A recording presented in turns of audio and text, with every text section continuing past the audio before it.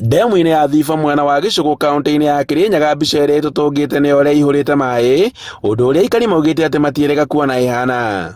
Na kũringana na ũrĩa ngoretwo ngĩmĩona ndemu ĩno ĩna maĩ maingĩ mũno tondũ tĩ ũrĩa ngoretwo ngĩmĩona tondũ ona rĩu ngĩikũrũka kĩroko nĩ ndĩmĩrorere na yoneka maĩ acio ũrĩa marabũrwo nĩ ngoria atĩrĩrĩ no tũtũmĩrwe no kana bagia athuthuria arĩa mathuthuragia ũhoro wa gũkorwo makaga ndemu matũrorere kana andũ magona gũkũ mwena witũ wa mwena wa Kutusi tondũ nĩmo mangĩkorwo makĩathirika mũno. Nĩ ũndũ ũrĩa ũtũmĩte aikari mwena ũyũ kũria honge cia thirikari na iria iramataga maĩ na makĩria ma ndemu gwĩkinyia gũkũ na gũthũrima ũritũ wa maĩ maya nĩguo makorwo na mwĩhoko wa mũtũrĩre.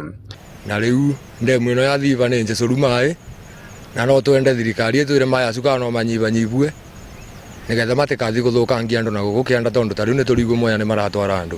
Kũringana na niĩ ndĩ ndona ndemu ĩno ihũrĩte ũguo ona nĩ kũmaka makire kĩroko ndona nĩ ta ĩngĩ overflow anytime.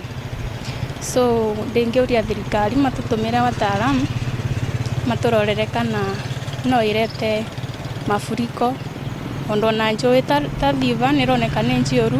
Aikari aya makiuga atĩ mangĩenda ĩthũrimwo nĩguo mamenye kana marĩ ũgwati-inĩ. Thiba ndemu ĩno tũtimba tona iyũrĩte ũguo rĩngĩ nĩ rita rĩa mbere kuona ĩ njũru nginya ona nĩ nyambiu gwĩta maĩ mwena ũmwe.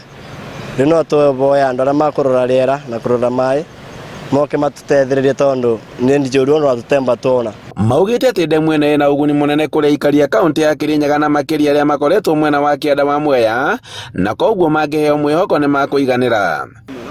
Ndemu ĩno tũtimbe tona iyũrĩte ũguo rĩngĩ tũrahoya andũ maya maroraga ndemu moke na ihenya matũcũthĩrie matwĩre barĩa tũgwĩka. Handũ-inĩ ha Inooro TV kuma Thiba Gĩcũgũ kaunti-inĩ ya Kirinyaga, njĩtagwo Boni Wathuku.